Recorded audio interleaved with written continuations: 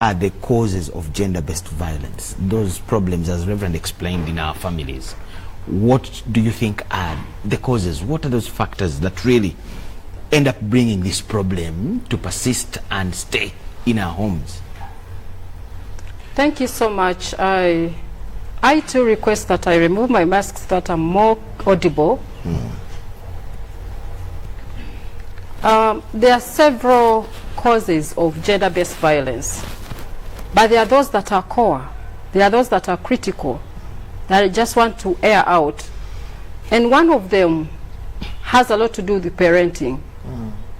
Now, the perpetrators that we see have a root that is behind the perpetration. What are the parenting approaches that were used to bring them up? Now, we are in a time where there are so many absentee parents, and so many children are being raised in whichever way that the Lord enables them to grow. The poor parenting styles, the poor parenting approaches used is one of the big causes of gender-based violence. Now, some children who behave the wrong way in their homes, exactly, you attribute it to how they were brought up. If I am a boy child and all I have seen is alcoholism, if I am a boy child and all I have seen is my mother being beaten and being looked at as a nothing, as a good for nothing, being looked at as a sex object, being looked at as a donkey in the home, then what kind of father am I going to be? Those are the perpetrators that we see. There's a lot of bad parenting. Now, most parents are not giving a lot of attention to their children. And so if we do not have time for our children to sit and speak to them, show them the way, just like the Bible says that train up a child in the way he should go, then when he grows up, they will not be able to depart from them. So one of the causes of gender-based violence, the root causes, is the parenting. And the other one that I want to talk about is that of technology. They are changing technology. Every day it is changing, the modern technology. Now children are exposed at an early age. All they see is fights. All they watch is nothing but violence. So that heart and mind of violence goes into them. We are exposing our children to a lot. Now their minds are no longer filled with an opportunity to ask their parents, "Mommy, what does this mean? How am I supposed to go about this?" They are only finding out from the Google. So the technology has a lot that it is playing on the gender-based violence that we are having. But also there is a lot of cultural causes. Now the culture is something that is big and wider than I can talk about in this short hour. But culture has still infiltrated a lot of violence in the hearts and minds of men and women. For example, if my culture, right from birth, I know that I am supposed to be married, not to a man, but to a whole clan. And so all the children in such a culture will know that actually girls are supposed to get married to the whole family. That's sexual violence. But do such things still exist? Yes, they exist. Where? They exist. I've moved in all the regions, the 4 regions of this country. Now, when we talk about gender-based violence reports, they are real. They are real. When we talk of female genital mutilation, it is still happening. When we talk about all these defilements and rape cases, they are still there. In fact, what we have is just the reported cases. A lot of data is unreported. Now, for us, the social workers, we interact with so much on the people on ground. There's a lot that is happening, but related to the cultural traits. Then also, something that is very, very serious, and I want all the viewers to listen into this, the fear of the Lord is no more. People no longer look at others as human beings. The shedding of blood is now just done like, you know. I have been to places where even parents no longer look at their children as children. Now, if a man cannot look at his daughter as a daughter and looks at his daughter as a wife, what are we talking about? Even when we preach, I think the gospel needs to penetrate in the hearts. And so if we can have conversion of the head and conversion of the heart, then I think if we have the fear of the Lord within us, we are able to come back to our senses. The fear of the Lord is no more. We need a lot of evangelism to change hearts. You're looking at poor upbringing of children in homes. Yes. You're talking about the fear of the Lord, absence of fear of the Lord, Yes. and the technological advancements within the world. Yes, and parenting. Who do you think is to blame for all this? Now, when you ask me who is to blame, we are here to... Because we must, the technological advancement cannot be stopped. Yes. The world is evolving every other day. Yes. Upbringing, it will always be diverse.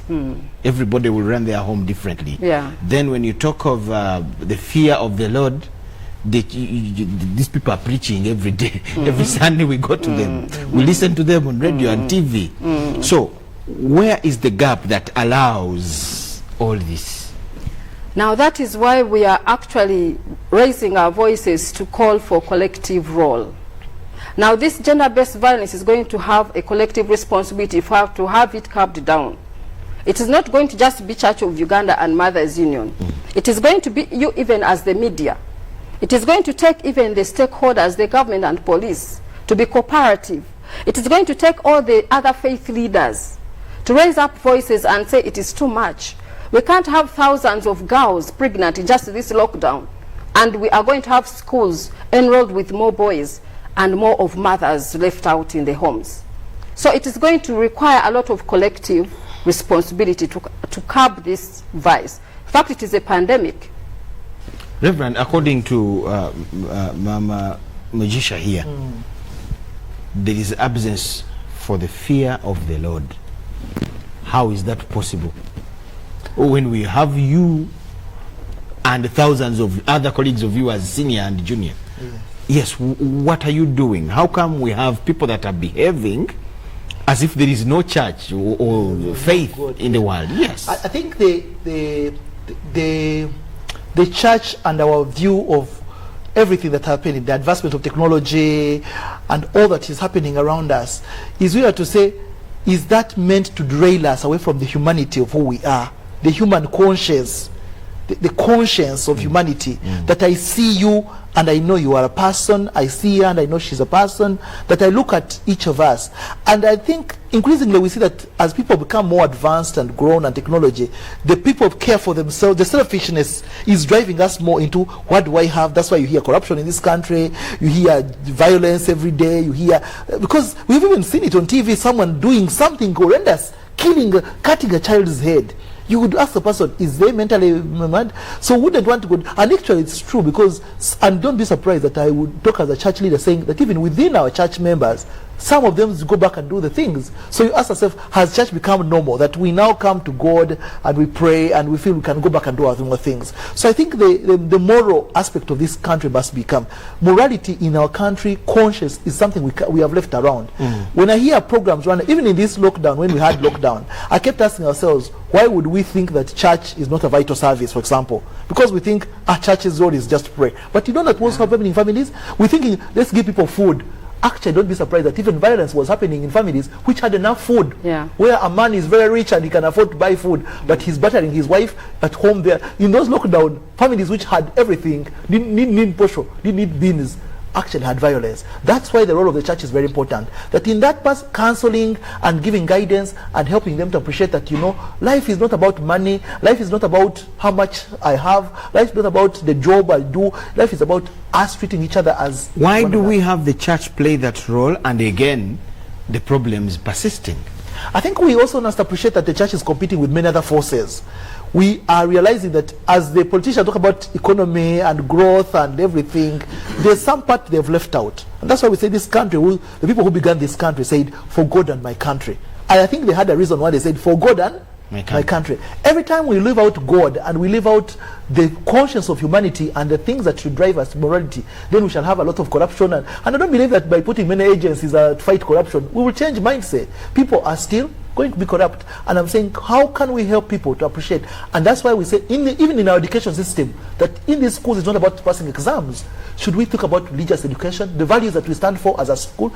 Every time I go to a school, I'm an educationist and I'm a teacher, and I go to schools and I always ask, we as a school, what are values we stand for? And you know, those are very important. In developed countries, go to schools, you'll find values. We all have values that we stand for. Every time I ask in a school, I say, if you go to any school and sample and say, what are our values? Do we as children who come to school know that I'm supposed not to steal something from one another? Don't be surprised that schools which are well-to-do, nice schools, children learn to steal from each other. They are stealing shirts from each other, stealing shoes, stealing, and you wonder, are they coming from poor homes? And they don't have it. So I think that we need to go back to where I start from, to think about what are the things we have left out, even as we nurture our young people, even as we talk about families. I've talked about development. We want to become a developed country, middle income. Is it just about incomes, or is it about the values? Do we together sit and stand? Can we allow different versions? That we're politicians, you come from a different party, I come from a different party, but we can sit on a round table and talk, and each of us can respect each other's views. That we're not fighting about different views.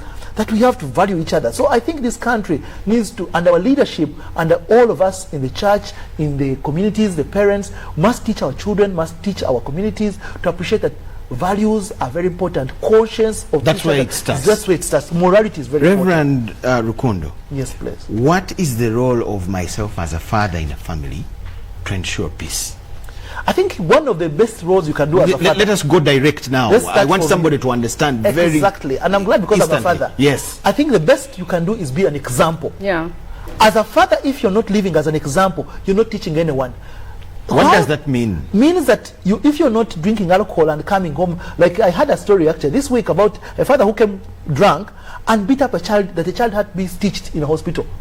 And when I asked, I said, what happened to that child? The father came when he was drunk. Now, you are a father who is drunk, and you can come home and afford to do violence on your child, at the point of where they take them to hospital. What example are you setting? You are a mother who is doing all kinds of things. I want us to look at fathers with you mainly. Yes. Yes. And I'm saying, if you are a father, the best I would expect of a father is that you are living as an example, because you're not just for yourself, it is for your children, for your community around you, that when you come home, they know you are a just man, you don't allow corruption, you don't take bribes, that you are a father who comes home and helps your family to appreciate that, yes, God is part of us, and we appreciate that God created us and has made us. There are some things you are a father who, when you do home chores, it's not against your culture, that you don't come. One of the boys that was asked to be, he said, when I grow up, I want to be like my father. And they said, why? Because he said, my father doesn't do anything at home. All he does is come and sit, read a newspaper and watch TV, and they give him, he sees the mother doing everything. So he thinks fatherhood is about sitting down and you're treated as a king. News. Yeah, and you're given everything. There is something that really needs to be understood.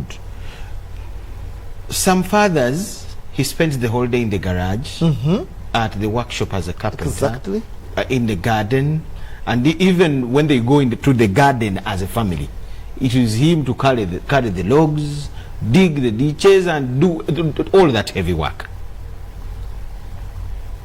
I don't want to be misunderstood, but what is wrong with him coming home and sitting? He may not sit, but at least not run around in the home. Yep, and I agree with you that men, we work very hard. I work very hard, and I think men are the head of the households, and they are called to work very hard. Isn't that the gap where it's misunderstood? Yes. As if he's just sitting. I totally agree with you that men are the head of the households. Yet he has been running around in the tax park, carrying cabbage. We are called to work hard and sustain our families, provide for them. But I'm also saying that should not be Monday to Monday. Can you have a day when you actually clean the compound with the children? Can you have a day when you sit with them and even talk to them? You are their father. Just if you don't think as a father that your role is to one day sit down and in a calm mode talk to your children, have a family meeting, head that family meeting and ask the children what they think about your developments, what their problems are. That is a very important part of your Actually, at that very point. Yes. So many people talk about talking to children. Yes. What should we talk about with the children? As parents, many times make decisions, and many fathers believe that, when I make decisions, I'm always the right one. Do you know that our children nowadays have a mind? They understand. You are a father, you have these young teenagers, you have these, every decision you make, sometimes decisions that you make are not necessarily right in their conscience. They are not exclusive. Sit with them and say, by the way, we have decided to shift from this home, or buy a new plot, or we're buying a new car, and we're thinking we should hold on, or this one should. Those decisions in the family are very important. So I ever ask fathers, I say, do we ever have family meetings together? When you hear the younger one, even the younger child can say, Daddy, I think that for me this is what it is.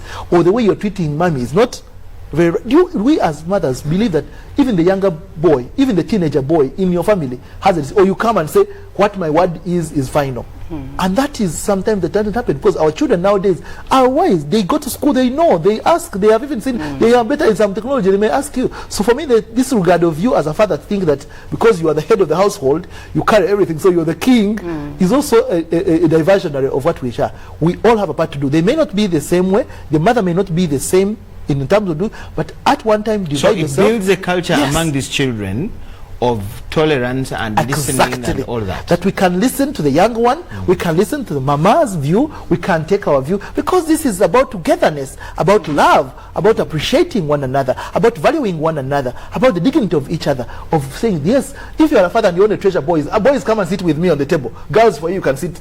You're already giving the example of saying, for me, the children I value, or when your wife doesn't have a son, you keep saying, you've never given me children. You only give birth to, my dear husband, you are not, actually you're the ones who decide the sex of the child. But many men have become uncomfortable when they only have daughters. Me, I don't have sons who sit with me on the table, or sons who talk to me. And sometimes as parents, sometimes we put a divide. You see a man who is totally leaned on, it's men who, it's boys who will be educated, it's them he wants, the girls he doesn't care. Already that is already a rift. So as fathers, I think we need to leave an example. These values we're talking about cannot start in a country where there's no family. I think families are where everything starts from. If we don't treat our families with values, if we don't have peace in our homes, we can't expect violence to not end. And we're saying violence breeds violence. If it is happening in homes, then it will continue with our young people. And I believe that's why she's saying, can we start where it starts from our families? These young people, what do they learn from us as adults, as people who are living with them? What are we nurturing for today's generation, tomorrow's generation? Thank you so much, Reverend. Yes. Mrs. Mugisha. Yes, please. That is the picture for me, the father. What is the mother's role in ensuring peace? She is one person who is looked at as a victim everywhere. Yet actually fathers are victims of gender-based violence in houses. But because they have a hard skin, many swallow. But what is the role of the mama in a house to ensure that there is peace?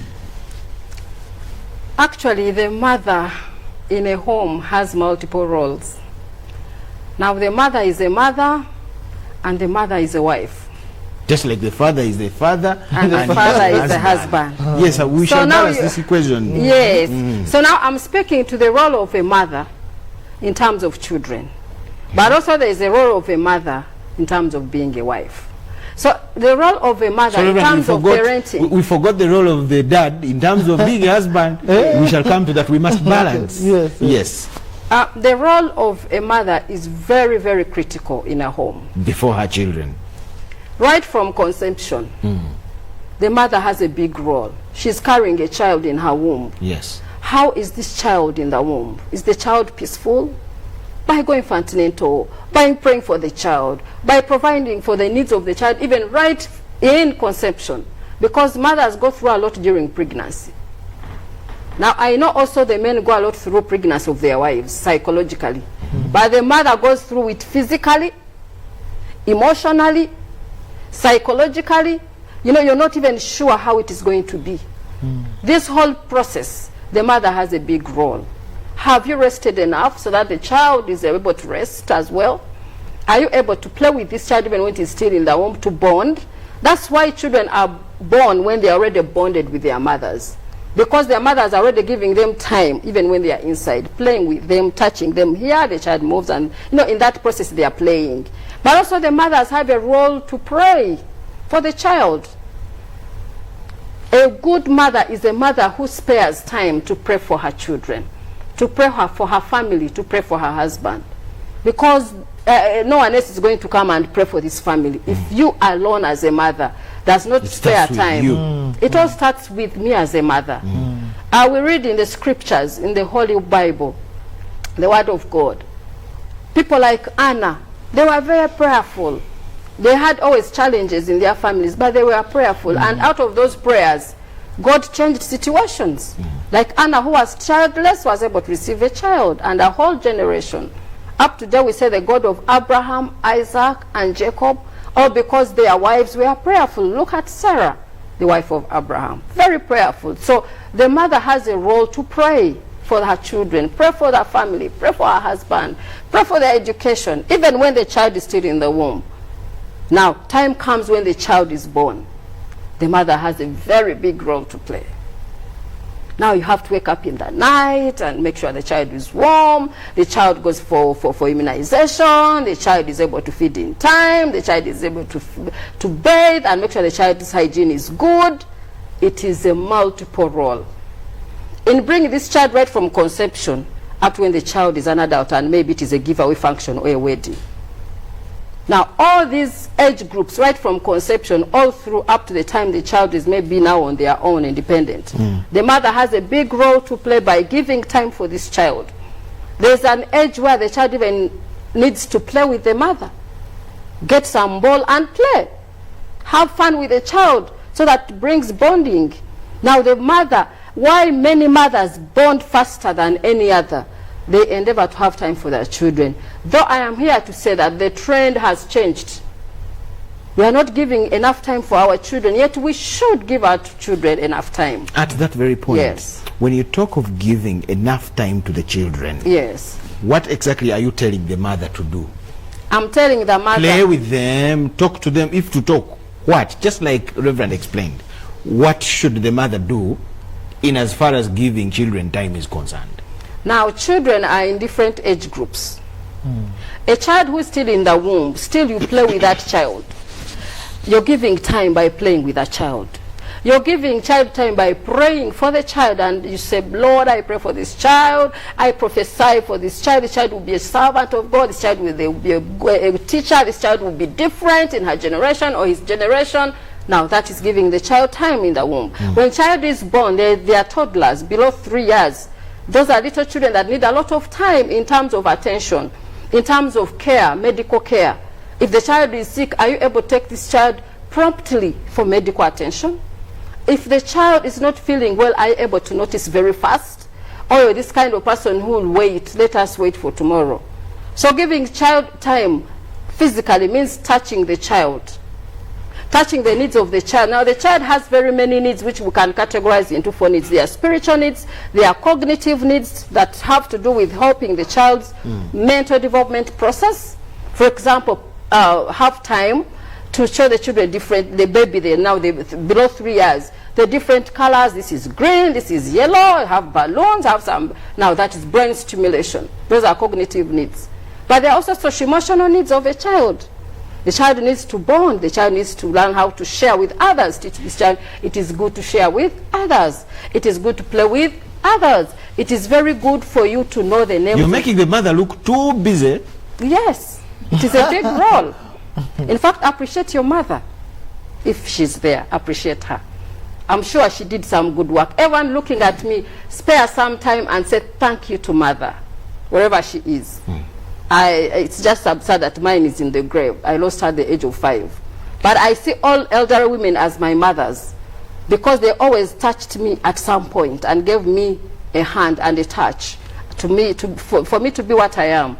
And so we are saying let mothers have time in terms of addressing cognitive needs, help the child's mental development process to develop, help a child's socio-emotional needs to develop. Now you realize when children reach the age of adolescence, now that is very different, and there are many parents who usually carry their hands on their head and they're like, oh God. We shall look at that when we after the break. Okay, when the children are now getting into adolescence and becoming adults. Yes. But now we have looked at the mother as a mother, Yes. to that young child and bringing him up and what. Yes. But how about in the administrative roles of a home? What are those activities or her main roles where she has to ensure that she does it as a wife, but there is peace in the family? Okay. In the administrative running, day-to-day running of her home, what are her roles that ensure that there is peace in the family that she is running? Because Now, there are 2 administrators in the house, Yes. herself and the dad. father. So Yes. in that kind of role of being an administrator in the home, what are those things that she has to do to ensure that there is peace in her house? Yeah, you realize that when children have bonded so well with their parents, whenever there is anything like disagreement, there is a parent they will always run to. So-and-so is beating me. So-and-so has disturbed me. Now, it is the role of the mother as well as the role of the father in peace building. Now, when we talk of peace building, it is not singular for a mother or specific for a father.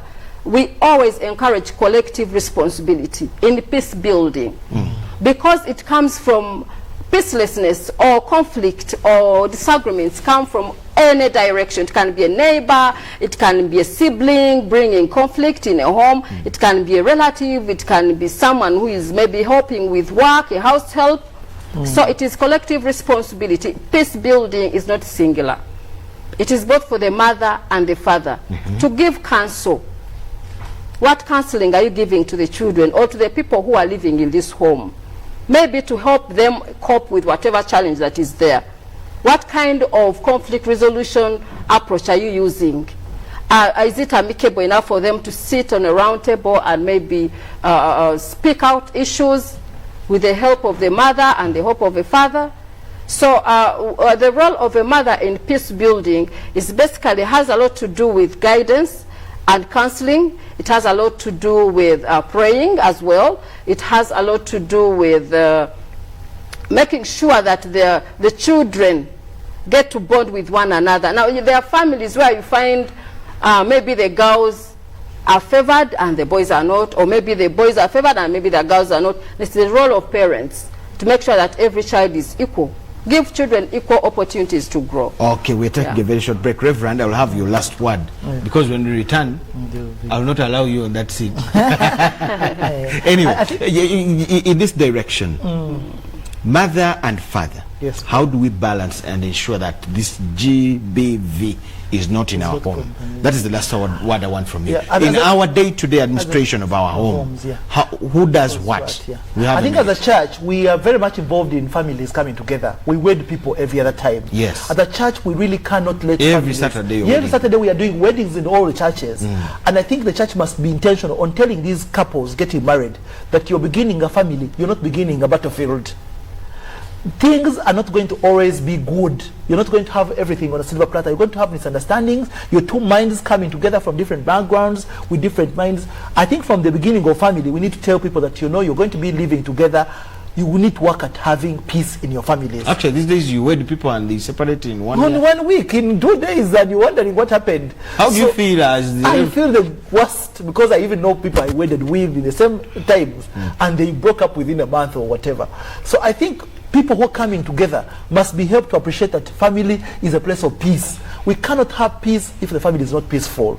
And I want to appreciate that men, we have you go out there, you marry someone. Actually, when you get someone's daughter into your family, into your house, you're not bringing a servant, you're not bringing someone you're going to mistreat. You're bringing someone you're going to love and grow together and appreciate and build together. Give the same message to that person I bring in my house. Yes, and that very person coming to your family is also not coming to see you as a provider. To see, and sometimes men, actually, you're telling us not to look at them as servants. Yes, but when some men again come down, these people again look at these men as servants. Yes. And I know that that's a big challenge as well, that we have the generation, especially these days, where women come and expecting that you're going to marry a man who has it all. So when he doesn't bring it, it also causes commotion. Ladies out there, you're marrying this man, he's also not perfect. He will not have it all the time. Okay. I want to tell you that you're coming this man to build him up as he builds you up. Build one another. Look at harmony, look at peace, look at togetherness. Look at the things that you can do together and grow together with the children coming in. Not so battlefield, not violence. Thank you so much, Reverend Rukundo Richard, the coordinator of Children and Youth Affairs Ministry in the Provincial Secretariat of the Church of Uganda. Thank you so much. Thank you so much. You also